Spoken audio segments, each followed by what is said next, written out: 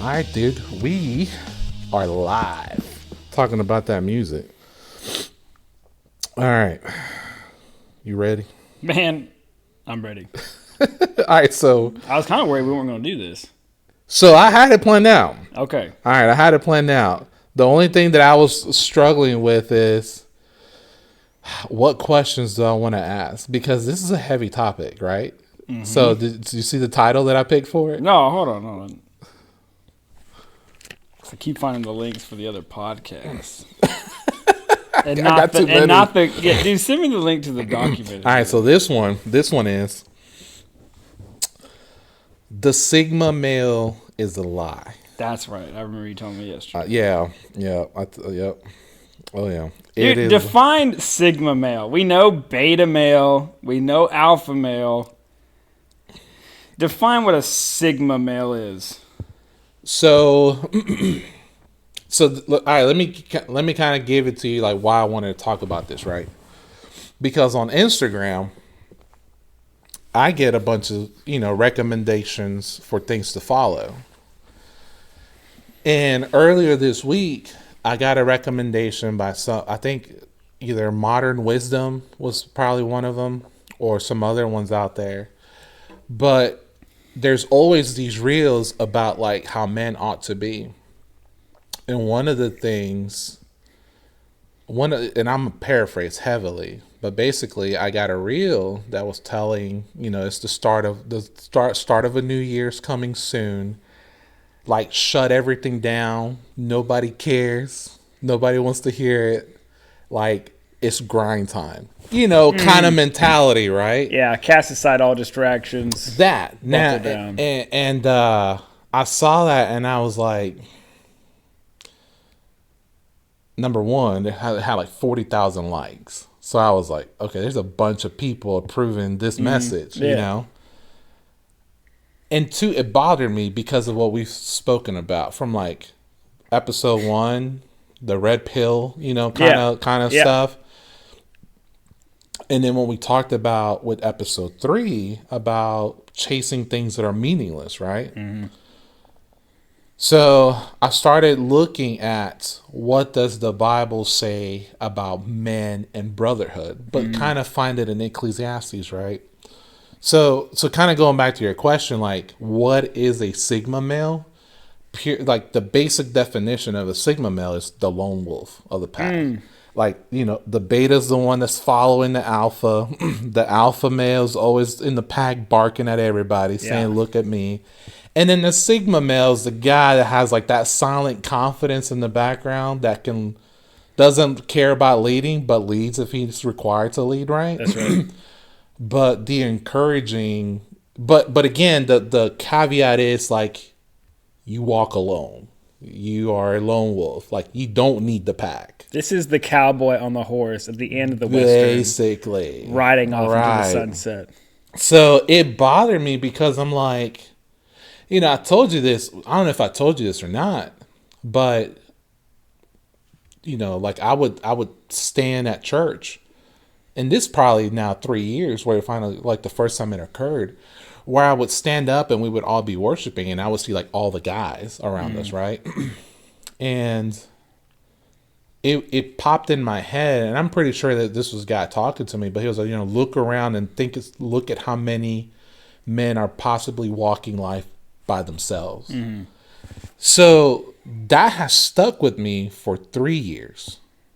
We have a lot of guys that do life by themselves. They may be married, they may have kids, but somehow they're disconnected from people, from other guys.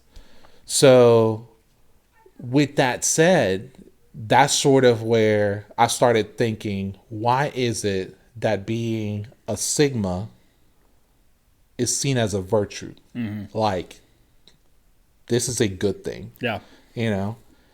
And that bothers me. It just bothers me. Like, the fact that we almost encourage guys to have that mentality. Do things alone. You don't need anybody. You're self-sufficient. When clearly the Bible speaks the complete opposite of that. And that's sort of where I came up with Ecclesiastes 4, verses 9 through 12. Mm-hmm. So I think we romanticize the quiet strength when it's taken to the extreme, right? We've all seen the loud barking alpha male that just basically, they are strong. Yeah. And they are confident. Yeah. But they're like little brats. Mm-hmm. They constantly need attention. So when you finally see someone that is strong, Yeah. but they don't need to advertise it, Yeah. it's almost a breath of fresh air. So it's like, please be more like that. Yeah. If you're going to be strong and confident, don't be the alpha male that needs the attention. Oh yeah. Right? Oh, yeah. Be the quiet strength. Let me read Ecclesiastes 4, right? All right. Verses 9 through 12. So 2 are better than 1 because they have a good return for their labor. For if either of them falls, the one will lift up his companion. But woe to the one who falls when there is not another to lift him up. Furthermore, if 2 lie down together, they keep warm. But how can one be warm alone? And if one can overpower him who is alone, 2 can resist him. A cord of 3 strands is not quickly torn apart. You know, so I think this is definitely Solomon tackling the Sigma myth a long time ago. Yeah. We're bringing it back. I mean, it's been back forever at this point, but we're bringing it back and putting a ribbon on top of it and making it look good, putting some videos behind it and some, just a lavish look to it. Like, dude, I'm telling you, like, I'll be on Instagram or Facebook or YouTube, and they will show these guys that in worldly terms have achieved what men want, right? Which is you have the money, you have the women, and it may not necessarily be like the women as far as you being single and dating around, but it could even be you as a married guy, right?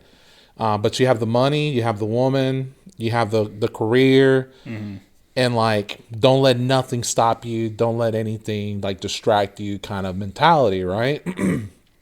But none of it talks about brotherhood at all. So we do have this, like you said, we have this romanticized view of loneliness. That's right. Which is crazy. Isn't it? It's freaking crazy. And like, I'm even thinking about King Solomon. I imagine he felt more alone than anyone on the planet. Oh, yeah. Like, oh yeah, his dad's path to the throne was completely different than his.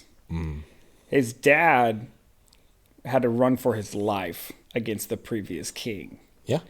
And there was a bunch of just outcast men that gathered to David. And they all went through a lot of tough stuff together. And so they had this, like, it's kind of like that military bondage. Like, there's something about when you go through military training or go through military missions with other people. Man, there's a bond that happens by going through tough stuff. Same thing for wives and husbands who go through really tough stuff together and come out better for it on the other side. So that's David's path to the throne, which is brotherhood, right? It is unity. Yeah. It is, I guess the gathering of arms, fighting an enemy together. Solomon didn't have that. Solomon was born into the throne.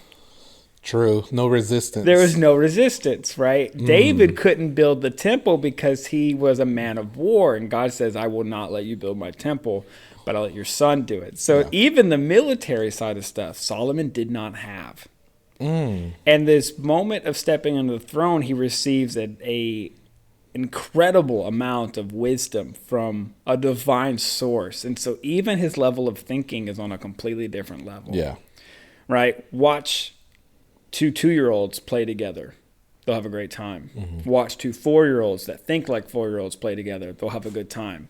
Watch a 4-year-old that thinks like a 4-year-old and a 4-year-old that thinks like a 2-year-old play together. The 4-year-old that thinks like a 4-year-old ain't gonna have any of it.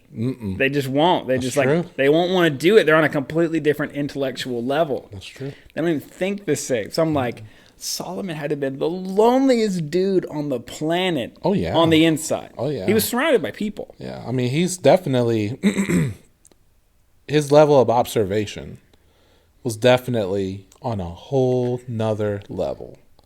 Being able to see, golly, I would say all the things that if we were in his shoes, we'd be probably slobbering over it. Like, oh my God, Yeah. we have all this stuff. And he's kind of like, it's I've not been what you there. think it is. I've been there. Yeah. Yeah. Yeah. You don't know what these shoes are like. Yeah. Oh, yeah. It's like, imagine, like, you try and the more you amass, the more you are completely unrelatable to the average human being. The more women you have, you are on a completely different league that mankind as a whole Correct. does not know. Right. And even he says, that guy who can do anything basically by himself, right? He goes, two are better than one. That's wild. Two are better than one. Mind you, think about this. He's married to all these women and still feels alone. Mm-hmm. Oh my gosh, I forgot about that. Wow. Two Well, how are do you- better than one. How are you supposed to relate to that many wives and 700 concubines? or something You of can't. them? You can't. You can't even. They all know a lot about you, and you know nothing about them. Oh, wow. Wow.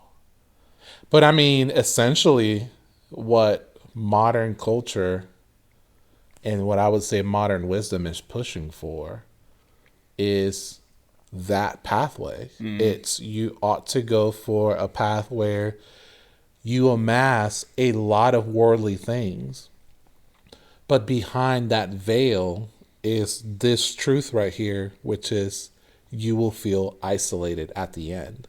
I think that's the part that honestly that's what happens. Modern wisdom gives you the nice coat of paint, but if you remove the paint, it's pure rust.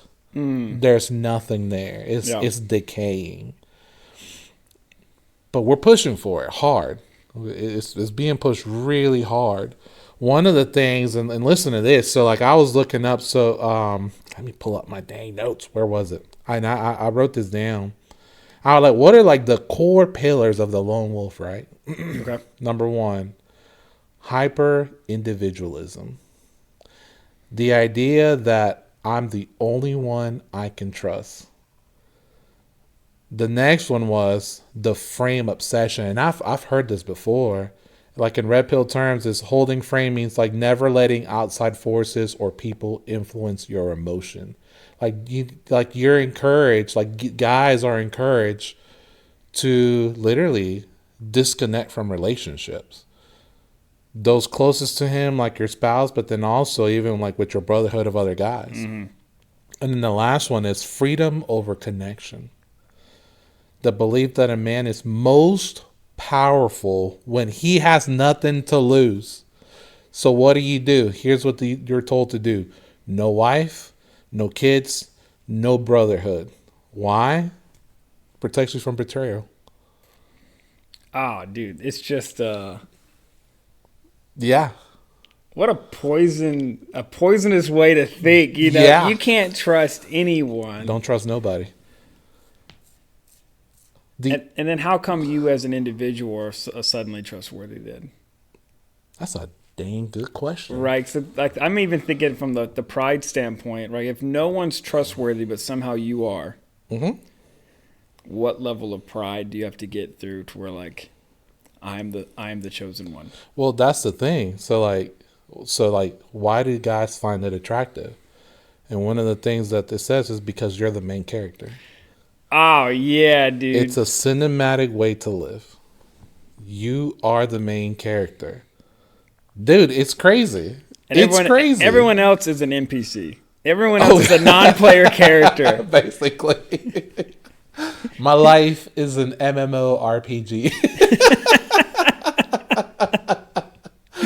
Everyone else is just an NPC. This sounds like, Yeah. if let's say alpha male is the cultural strong and confident extrovert, it sounds like the sigma male is the culturally strong introvert. Yes. You know what I'm saying? Like, it's just those two That different is, personalities on the. It's the yes. same coin. Yes. You know, one's heads and one's tails, and so they just both take different paths, but they're both lead down to something that will absolutely destroy you. Mm-hmm. Yeah. Because I think because if you're not careful, if you don't pay attention to the message that's out there, it warps it. Isolation is a virtue, but really what they say is isolation is the tax you pay for finding success, right? Yeah. But the way they phrase that is in a positive light. And it's no, like isolation. There's a reason why isolation is a torture method. You know? Mm-hmm. Isolation is a tax you pay for going down that rabbit hole of like hyper individualism. My success no matter what, no connections no matter what. You, at the end of the day, you go back to chapter 2, it is all meaningless and you will end up alone. And that's not success. That's really not success. You know, I think that's a tragedy. I think that's a tragedy to abandon all connections because that's how you'll find success. No, that's how you're going to find yourself alone. And we're saying that that's the goal. Yeah. You arrived. Yeah. You did it. Yeah. You cast everyone out. Correct. So I guess alpha males, they need other people to recognize that they're strong. I feel like sigma males just need to see themselves as strong. Mm-hmm. But of course, they get to make up their own standard for that, They do. right? They and then do. we give a framework for it, which is like, do these things. Mm-hmm. And look how strong you are. So like big picture, right? Besides this, so like my big question when I was kind of pondering on this topic is like the looming question is like,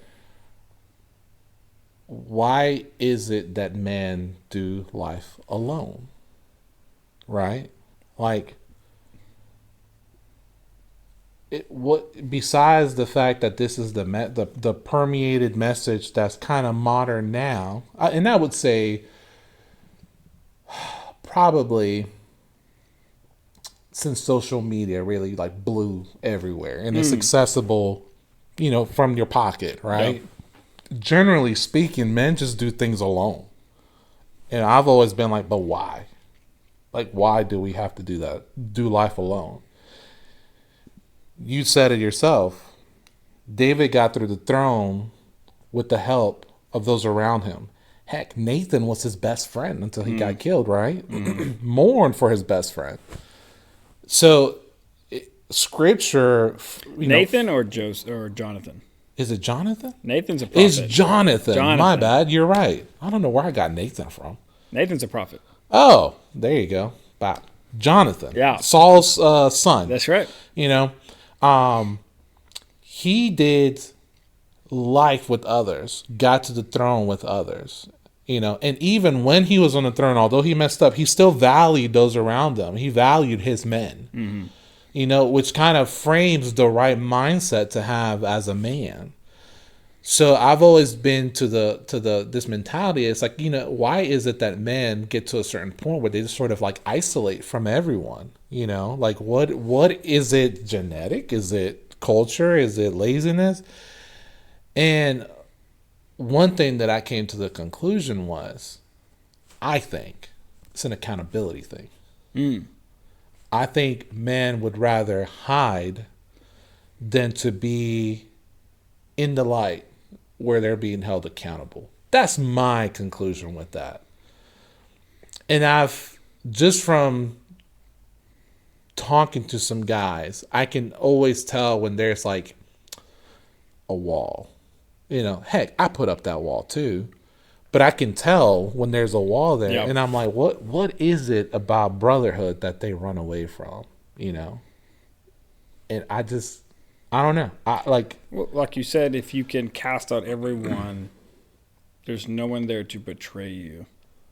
So you think it's I think it's both. Both. Well, just because of the guys I've had to sit down with who are either their marriage is absolutely wrecked, right? Yeah. Or they're just in a place where they're absolutely struggling, whether it's pornography or drinking or whatever else, right? Yeah.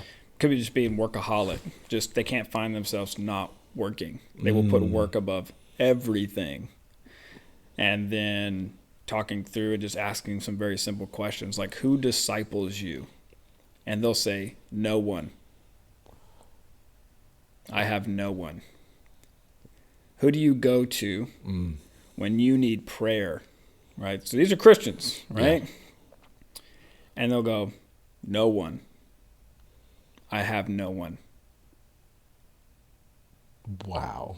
And so you're seeing this trend of there is no unity of the faith in their world. There's nowhere for that to even land in their hearts. Because like they'll read scripture like that, and that means nothing. That means going to church on Sunday. There's no real brotherhood, right? And so there's no safe place to look weak. None. There is no safe place to look weak. If I'm an alpha male, I need to look strong in front of others so that they can tell me I'm strong so I can believe it. If I'm sigma male, right, I just need to have my own standard of strength, let no one in, right, so they can tell me otherwise. They can't betray me. They can't see me as weak. But I'll at least be able to live with that image of I am strong. Yeah. Look what I can do on my own. I don't need anyone. And both of them, I think, even the important question to ask, and this is for every male, regardless if you fall into any one of those categories, you're not in them. It's like, where does your value come from? What makes you valuable? Because I think if you can answer that question, right, because they'll both give bogus answers. Right.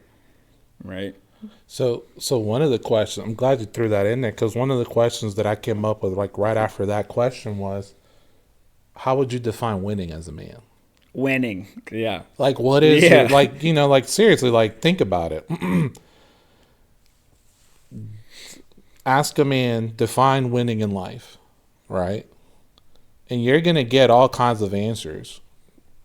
Being highly successful in my career, having really healthy finances, having a successful marriage, having great kids that are, you know, well-off adults. You know, like, I would almost bet that 9 times out of 10, those are going to be the answers you're going to get. And the one answer you're probably not going to get is like having a core group of brotherhood somewhere. Is nowhere in that picture at all. And to me, you're missing out on such a core component of the man experience, I would say, you know, where you get to experience life with other guys that are in the same path as you are. That's right. Or in different paths, but still at the end of the day, you find time to, you know, grow that brotherhood and then do life together, you know. Be willing to step out into a place of accountability, you know, where it's like, hey, this is who I am, this is what I struggle with, but like, yeah, like brothers in arms, like we do life together. I think you can probably look back. I can see myself looking back later in life, and if that's not one of the core things that I accomplished, I would say like I missed out on a huge part of life. You know, like, yes, I can have all these other things that are great, right? But dude, there's a reason you have, what is it, Moses and Aaron. You know, there's a reason you had David and Jonathan. There's a reason why Jesus had 12 disciples. There's a reason they went out in twos. Dude, I'm telling you, like, there is a core component to the Christian experience for a man that is missed out when that's not there. And the way the devil's winning is by putting a huge painting over that and saying like, you don't need that. That's not what life is about. You know, life is about all these other things. And I really think we're sucking at that. I think we are absolutely terrible. Yeah. So like kind of moving on with that one, right? So I said, not Paul.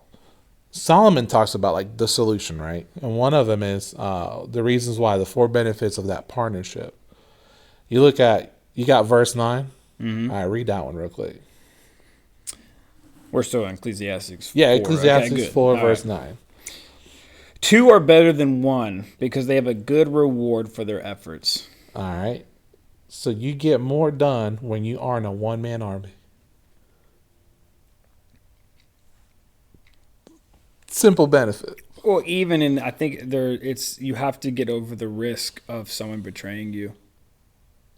Yeah, Right? It's like understanding, and it is. Relationships are messy. they are. And so if you're like the lone wolf, it's because like, oh, let's face it, you are afraid to step into relationships. That's the core of it. It's not the sense of like, oh, they'll betray me. They don't think like I think. They're not strong like I am. They don't want to be successful like me. They're not willing to sacrifice like I'm willing to sacrifice. Let's face it, you're afraid. Yeah. You're afraid to make a friend that Yeah. will lie to you, that might lie to you. Yeah.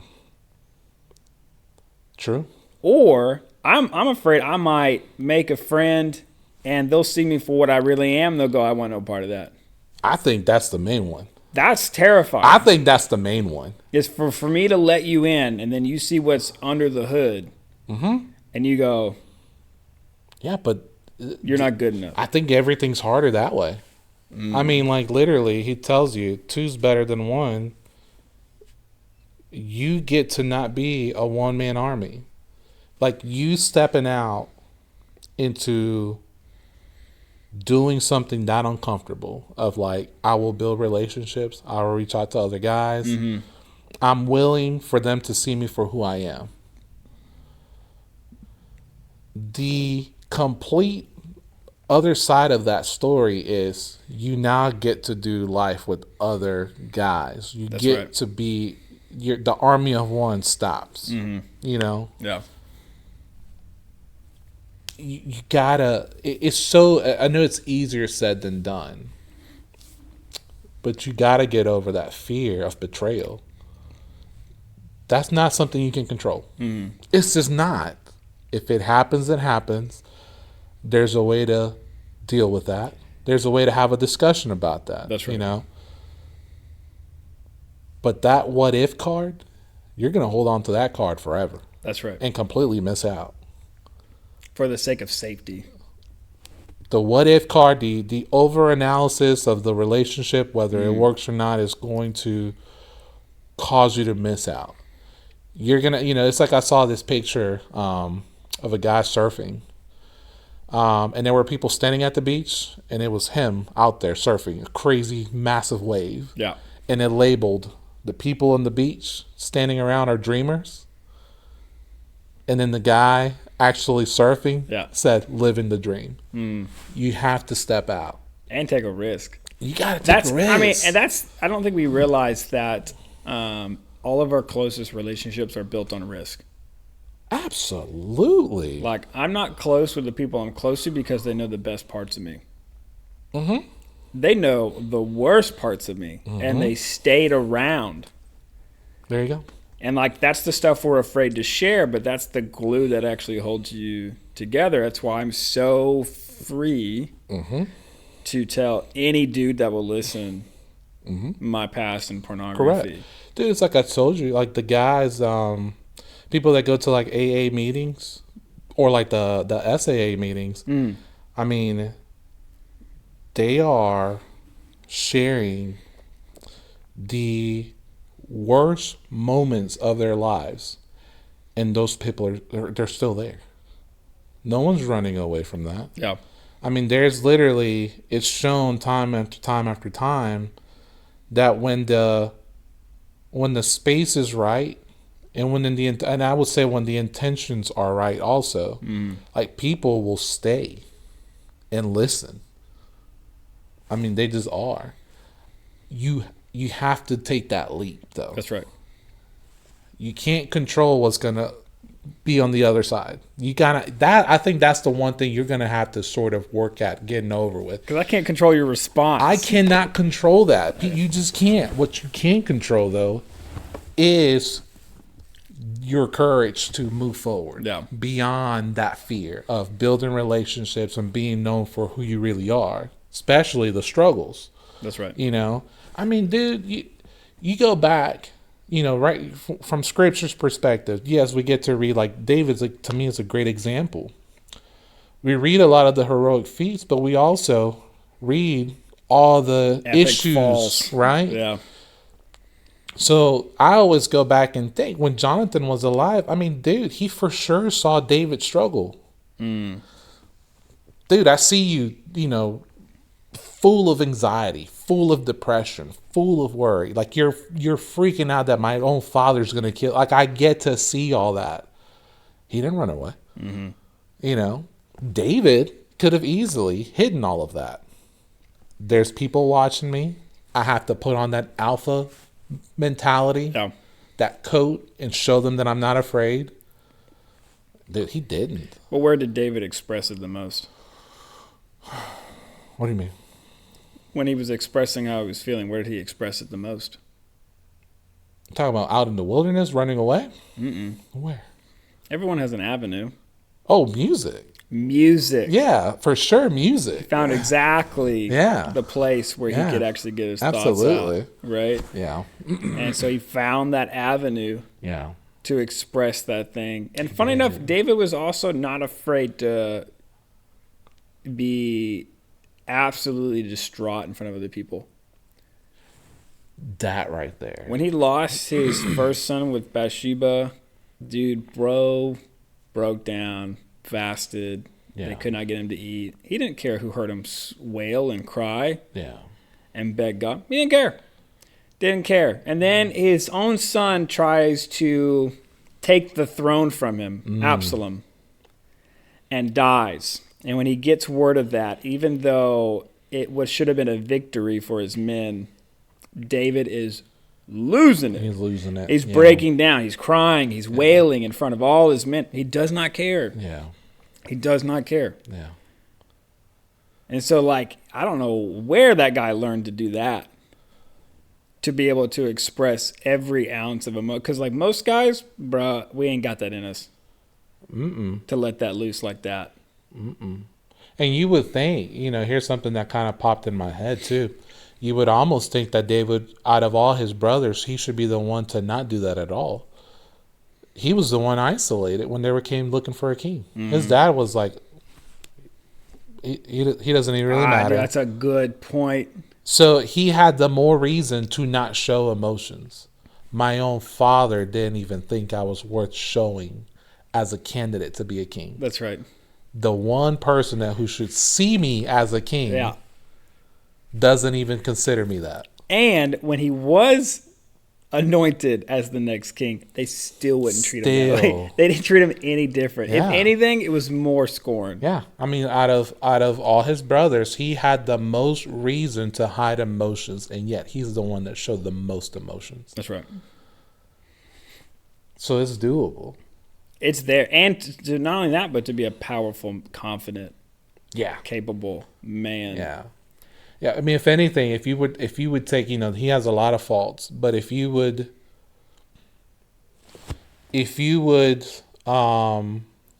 frame David as an example of a godly man, you would almost have to include, you'd have to include that a biblical man is well tapped into his emotions. He was, for sure was. And not only was tapped into them, but like you said, he was willing to express them without fear. And right now, there's a lot of language out there about men who show emotions are weak. Men who show, and this is one that I've seen, and I've even spoken to guys about it, is to show emotion means that you're not the high value man that women are looking for. Yeah. Like if you're in your, 20s, getting in there, you're getting started with the dating or looking to get married or all of that. You do hear that. It's like you're to be that high value man that a woman is looking for. Your emotions should not be in the picture at all. That's Like right. stoic Yeah. approach to Yeah, everything, yeah. pretty much, you Yeah. know? And no, dude, absolutely not. Like, you should have the courage to express what you're feeling, you know? Practice that. And again, dude, get a brotherhood. Find those guys that you can build that Yeah. with, you know? And I think that first step, you know, to even finding brotherhood, I think there's a step before that, and that's called die. Yeah. Like, truly realize that the stuff that you did or didn't do that you wanted to do that you're not proud of, understand that that's not who you really are. Yeah. Like me, who watched and was addicted to pornography for 2 decades, was not the real me and not how Jesus saw me. Correct. And not how God he wouldn't even label me that. He only would see me for what I was created to be. And so the high value I had, right, I had from the day I was born. Correct. And it got lost and separated from God. And God was like, I will pay a ridiculous price to get that back. To get that back. Yeah. To get that back. Yeah. You are so incredibly valuable, right? Let me show you how valuable you are. I will kill my own son, and he will willingly do it and go through with it just so heaven can get back into you. And so I think just starting there, because before I had a little bit of brotherhood, right? But there was never a safe place to talk about my past. Right. Right. Right. And so it wasn't until like really after understanding my identity in Christ and who I am, was I willing to actually share those things, because I'm just talking about someone who's dead. You know, it's almost like if you have a family member that did some really bad stuff, but if you were to share things while they were alive, it would destroy them. Yep. And so, but after they're dead, you're like, you finally feel like free to talk about the things you went through because of that person. Right. Right? When you can realize that your old self is dead and it's no longer you, and I don't care who knows about what they did, because that's not who I am. Right. Then you can freely share with anyone. Right. You You got that true freedom. I think that's when you're figuring out that's walking into real freedom. real freedom, because Yeah. I'm not earning my way to being a high value man. I don't need to make sure I can do everything on my own to be valuable, and I don't need other people to tell me I'm valuable to be valuable. Right. I just woke up valuable, Yeah. and I get to go live in freedom. Dude, it's definitely freeing to get to the point where you understand that your value is already set versus the approach now where you have to create your value. That's right. I mean, there's a difference there. You can either wake up as a guy understanding that, yo, I read scripture and it already tells me I am like I'm prized above all creation, you know? Yeah. However, when I start doing the scrolling on my phone or I'm watching something online, I'm being told, no, you build your value. But right now you're not. But right now you're not. That is. And so here's what ends up happening, and this happens in Christianity as well. Imagine feeling that you have no value. And now you of no value have to go create something that's valuable. It's exact. It's what's the word that I'm gonna say? Because that happened to me. It was. I was drowning. In what way? It's a well that keeps filling with water. Like, to wake up, when you adopt that mindset, right? And this happened to me a couple of years ago. When I adopted that mindset that I build my own value, even though I was already a Christian and believer and I, house church, did all that, all of that. Even when I was living in that mindset, I would wake up with the understanding that my cup is empty every single day. And then I have to carve through a mountain to find that diamond. But the weird part was that the more I was digging, the further away I got from that diamond. Like, the bar kept moving. Like, I will never achieve that, you know? And I will even say this. There were pivotal moments that I had set as milestones for myself, you know? And I'll probably say, like, career-wise and financial size and all that stuff, like, if I can get to this, this, and this, then I'm getting there, right? I'm getting closer. When I achieved the career part for myself,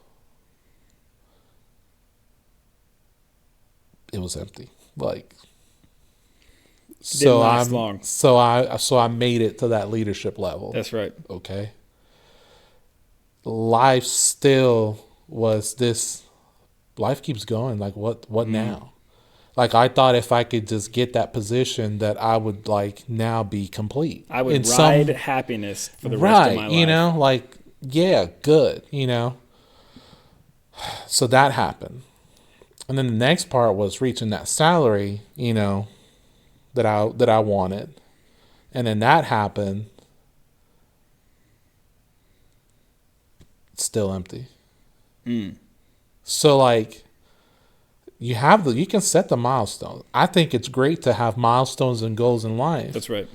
But dude, when the milestones are directly linked to your identity, And whether or not you're valuable. and whether or not that means I am now more valuable in the eyes of my wife. Dude, I arrived to where I was like, I'm still not valuable. I need to create new milestones. And dude, the well was just filling up with water more and more, and I'm in it. I'm just drowning in it. Like, I'm never gonna swim out of this thing. Like, right. it just keeps growing. Like, it just fills up, and you're gonna get tired of swimming eventually. Oh, absolutely. Well, you'll actually get better at swimming. You'll either get better and white knuckle it, And you still won't get there. and still won't get there. It's like a Yeah. feeling you're chasing of like, Yeah. or something on the outside. And this is it. We're looking for something external that's supposed to inform the internal value of who you are. And they will never correlate. It doesn't work that way. They will never correlate. You'll have this feeling. Don't get me wrong. Like, when you finally get that, like, that first day that you hear you got X, Y, and Z, right? You'll be really happy and ecstatic. You'll thank God. You know, you'll right. do those things, right? But if everything was hinging on you getting that, then you're gonna walk away with empty hands still. It's just not. It is a massive blessing to have those things, but dude, they don't make or break anything. I think you fundamentally have to decide for yourself, is someone's value, can it change? I will say this. This might be right or wrong. If you're walking with scripture, your value's set. If you're walking with worldly wisdom, it changes constantly. So imagine then if you have a worldview that your value can change, and whatever you're just anchored to changes. Oh, man. Bro. Dude. Life is an absolute dumpster fire on a roller coaster. Like, absolutely. If I'm only as good as the money I have in my bank account, if it's high, I'm good. And of course, who determined high? Right? And if it's low, I'm not good. I'm not good. I'm not good. Yeah. Right? If it's only as good as my health, I'm only as good as I'm healthy and I don't have a disease. Right? If I'm only as good as the neighborhood I live in, or the access I have access to, or the vacations I take, or the job title that I have, or the wife I'm married to, like, all that stuff changes and can change in an instant. Dude, I've thought about it like this too. Think about the men that have pushed to the max to achieve the things, and I think of athletes when in situations like this, where they've almost sacrificed everything. And who was the guy? I think I was looking at Ronnie Coleman. Okay. Bodybuilder. Yeah. You know, dude, the guy was a beast. Yeah, he was. A massive beast. Sacrificed everything to be Mr. Olympian, like, I don't know, 7 times, I think. I might be wrong with that. But look at him now. Like, would you say that he won in life? I mean, have you seen him recently? We can barely walk. He can barely walk, Yeah. pain everywhere, still muscular as I don't know what, but like, I don't know if I would say he won in life. Well, I imagine he attached his value to not only the title, right? Right. But the physique and the capability, Yeah. the strength. Yeah. I'm only as good as strong as I am. And then you end up and you lose all that because your body falls apart. Like everyone's will. Like everyone's will. Yeah. And so then you're like, I worked so hard to be valuable. Well, And now it's all gone, and there is absolutely no way to get it back. it's all gone. And then I think the most tragic thing is your value's still stuck in the past. You're constantly living with your past success. That's right. So like your current present moment, there is no value. Your value is constantly looking back. Back in my day. Back in my day is a constant back in my day. And I'm like, what about you today? Does there no value there? Like, what's going on there, you know? You can if you attach it to something that is in the past or something that changes. Yeah. And for us to want so much control, to attach our value to something we have no control over, Yeah. bro, Yeah. that's got to be a deception from, like, the pits of hell. You know, like, it in the end, it makes no sense. Not And at so all. starting every day from the standpoint of a man made in the image of God and be like, God, thank you so much. I do not have to try to be valuable to you. God, thank you so much that on my worst day, you still didn't change your mind about me. Yeah. God, you made me so valuable. You were willing to die for me. I must be valuable. God, put those eyes in myself so I can see myself through those same lens. Because right now I don't feel valuable. God, there's so many things in my life outside of me that don't look like I'm a valuable person, that people actually think I matter. But God, I know for a fact that you do. Put that inside of me. I'd say put that inside of me and then give me the courage to step out. To live it out. To live it out. To live like it's real. Talk about courage. Ask for courage to step out and live that out. Dude, like I've been, throughout my life, I've been in several little prayer groups with a bunch of guys where we make a prayer similar to that. Yeah. And then you walk away and you never reach back again. It's like we prayed it. Now we're everyone back to their corners. You're missing out. You're missing out, man. And I think when you take that new identity into brotherhood, it becomes like the true unity of the faith. Right? Oh, dude. It becomes like, you remember when Peter, after Christ ascended, was rebuked by Paul?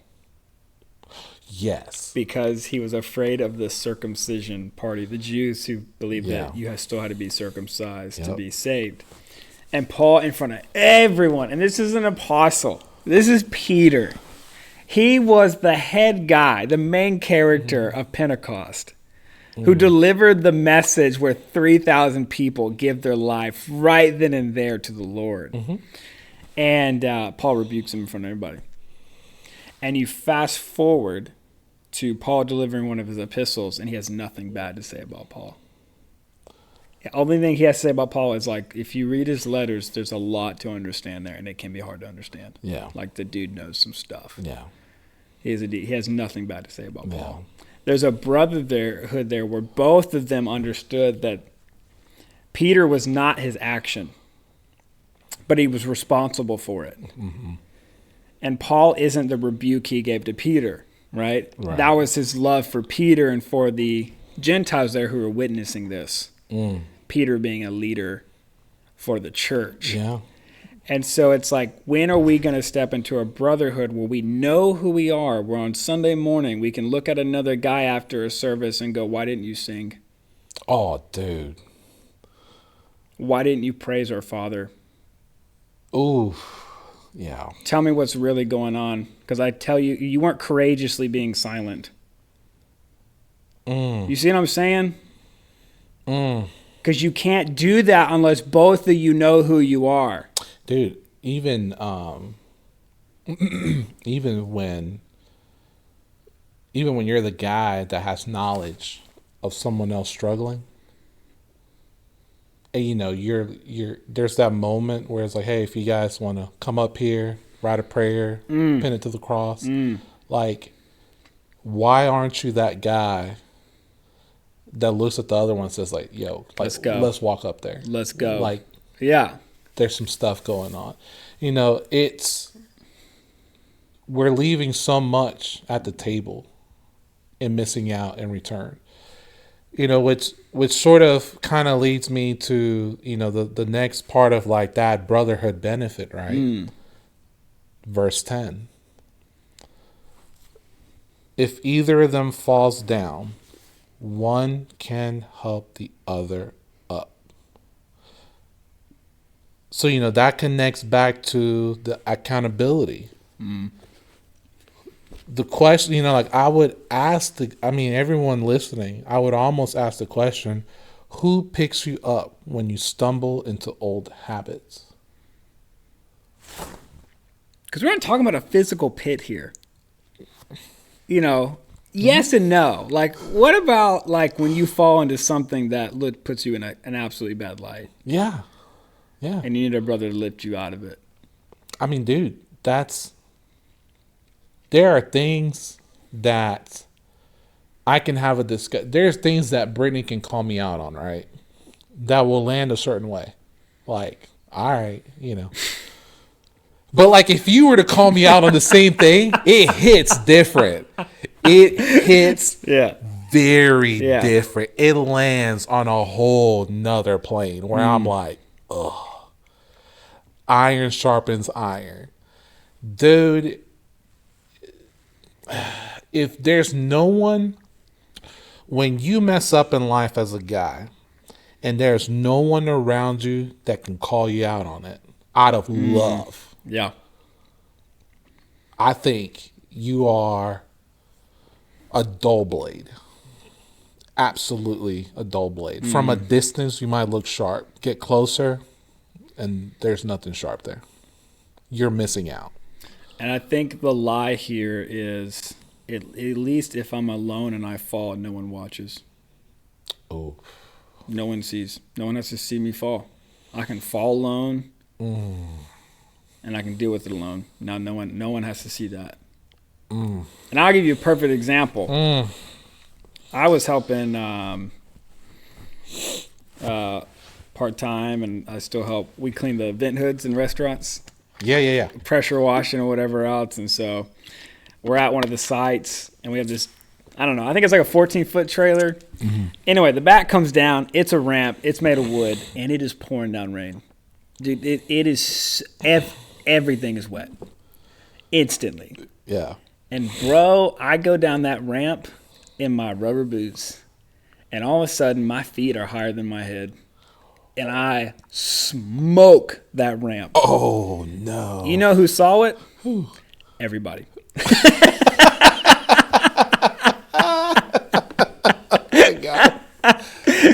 Oh, my God. And you know what happened next?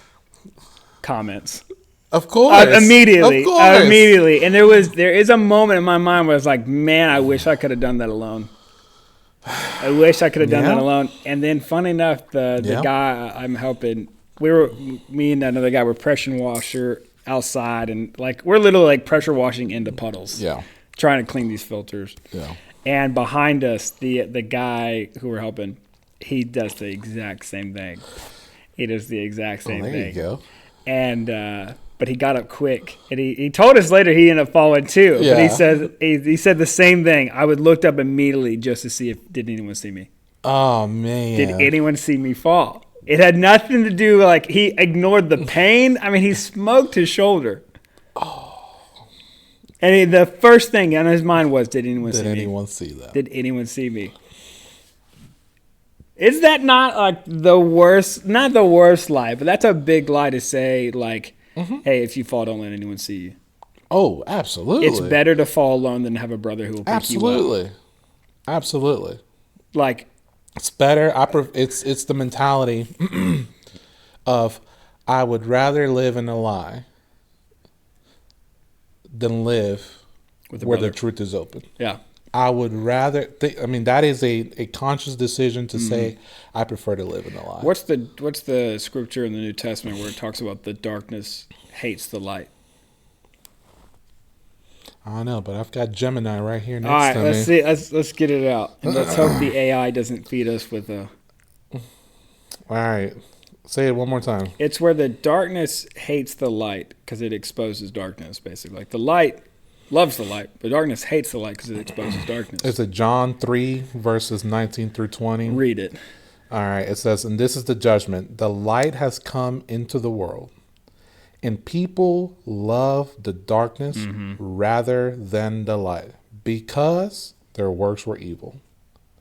For everyone who does wicked things hates the light and does not come to the light, lest his works should be exposed.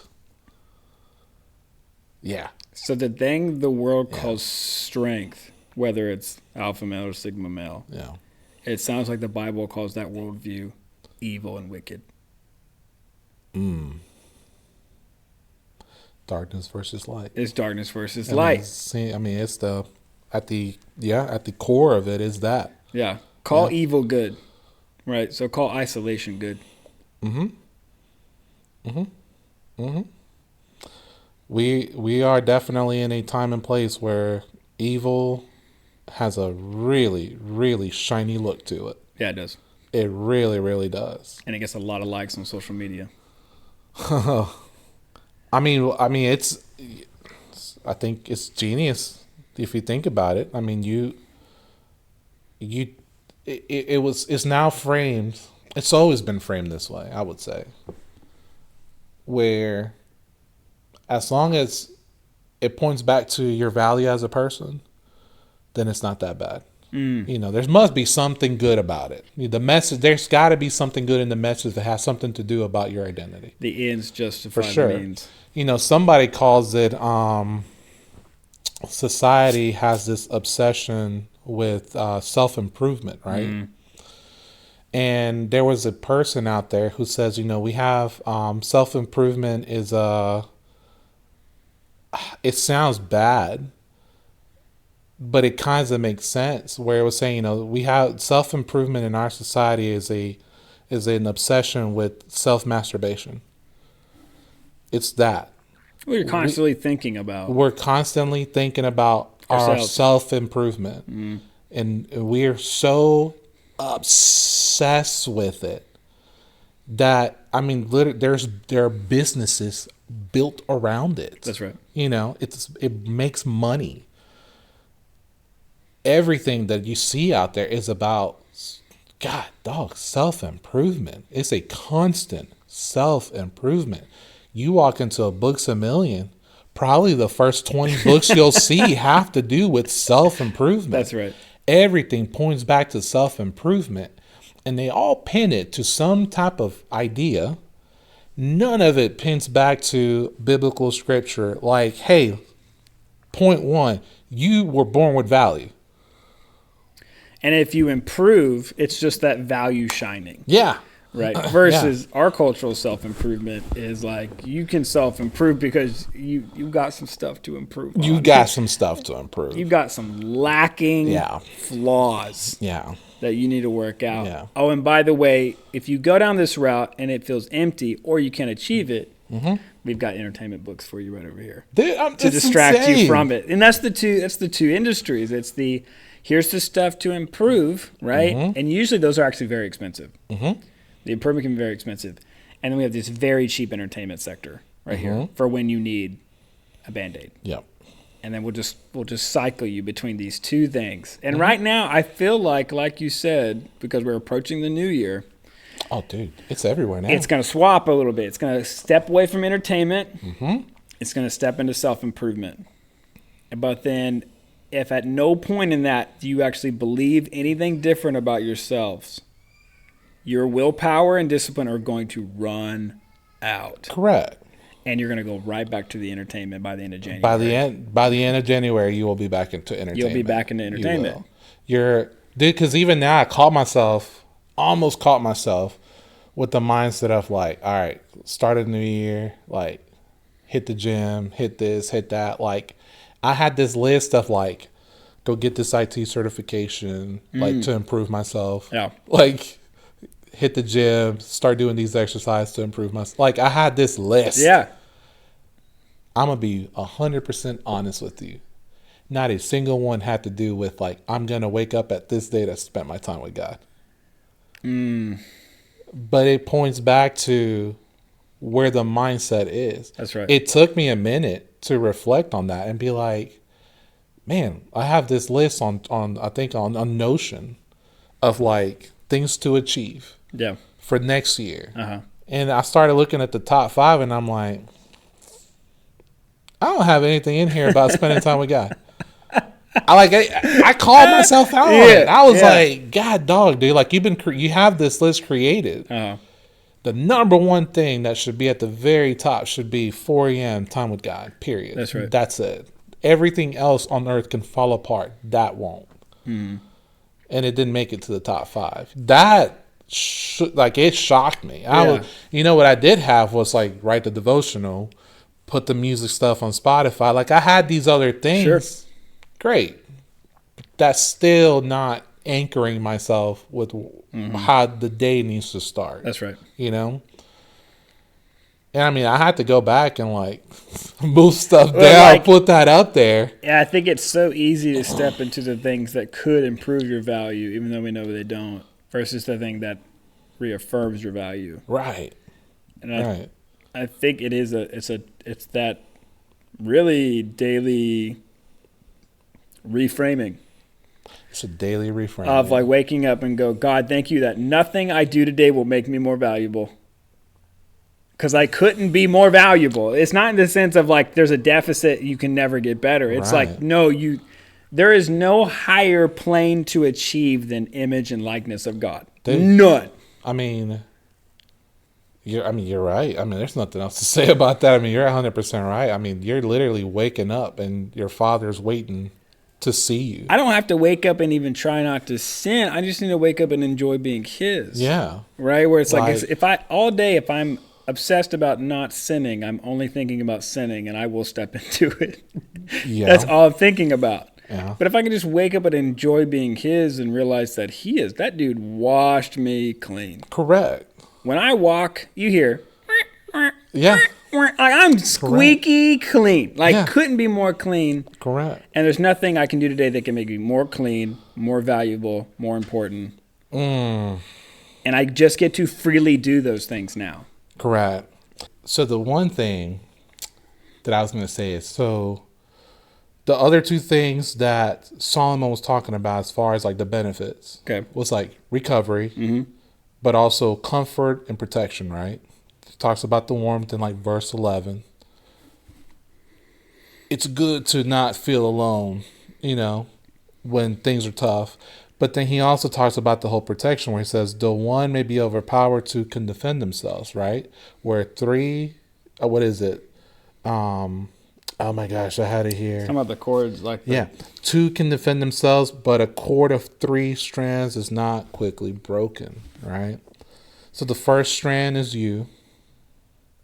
The second strand is the brother. The third is the presence of God. So like when you're starting to talk about like what is a goal for this upcoming year, dude, I would say that like God clearly outlines what you need to be strong and have resistance against the world. You need to understand your value and where it really comes from. It's not going to be from whatever the world is telling you. Like, hey, you start at net zero and you go up. No, sir. God says, hey, you were born with a bank account already. Like you're the guy already, you know? Number 2 is you got to find that brother. Like you said, you got to be willing to move past the feelings of betrayal. You have to understand that it is attractive to fall and no one is there to see it. 100%. I mean, scripture literally says it. They love the darkness. They hate the light. Mm-hmm. You got to move past that. And you have to be honest with yourself if that's you. And I would almost say, like, why is it that you choose to live in the lie? Like, pause for a minute and say, like, why the heck why is it that I don't want anyone to see me fall? But the last part is that third piece that just calls me out. You have to invite God's presence in that brotherhood. Dude, if you don't have that in there, you know, the physics of 2 ropes binded together is pretty strong. At 3 and everything changes. I mean, that you're lifting tons of stuff at that point. That's right. You know, you can resist a lot. But I think that as men, dude, I don't know, I'm seeing it. This is why I wanted to choose this episode, because I started looking through my stuff and I'm like, God, dog, they are pushing for self-improvement next year hard on social media. And the likes are through the roof. 40,000, 60,000, 100,000. Like, everyone's geared up for the same philosophy that didn't work this year. They are, man. It's crazy. Like, they are gearing up to follow the same teachings that have not worked. Dude, just take it back to your other question just a second ago. Like, why are you staying isolated? Like, why are you doing this? Like, why do you want to hold on to the lies so much? One, if you believe a lie is true, the truth looks like a lie. Yeah. Right? That's the scary thing of deception. It's like you are not seeing things clearly. Yeah. You actually think this is good, and the Bible goes, no, that worldview is evil and wicked. It's evil and wicked. It's evil and wicked. Which is a harsh word. But also understanding our enemy creates perverted versions of the same thing, right? Because you mentioned, what are the qualities or the outcomes of brotherhood, of having a companion, of 2 being greater than 1? You said things like protection, right? Rescue, warmth, comfort. Yep. Right? Well, then isolation can feel like all those things. Oh, yeah. And if you feel like the only place I've ever gotten these things is when I'm isolating myself and I don't let anyone in, bro, you can be convinced to stay there for the rest of your life. Oh, yeah. But you cannot escape the empty feeling you get. Oh, yeah.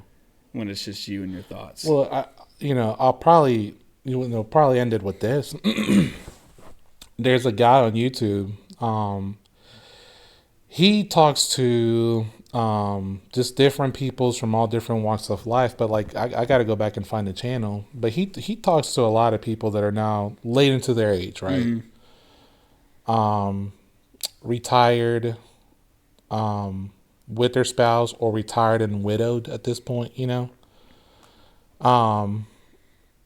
And time after time, when he talks to like the older guys,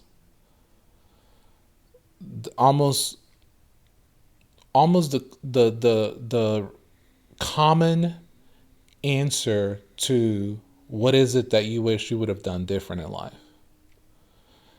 it always comes back to, I wish I would have stopped to build more relationships. Like, you could have said, I wish I would have made another billion. You could have said, I wish I would have slept with more women. You could have said, I don't know. Wish I wasn't afraid to start that business. Yeah, I wish I would have done the 10 bucket list. I mean, you could... all of it. You could name everything. But consistently, whether it's always, I wish I would have stopped to build more relationships. And the question is, why is that your response? And this is the part that haunts me, because I didn't know how lonely this time of life would be. Oh, dude, that is absolutely terrifying. Dude. That's absolutely terrifying. Only Dude, because, like, how much do we kind of, I even hate to use the word again, romanticize retirement.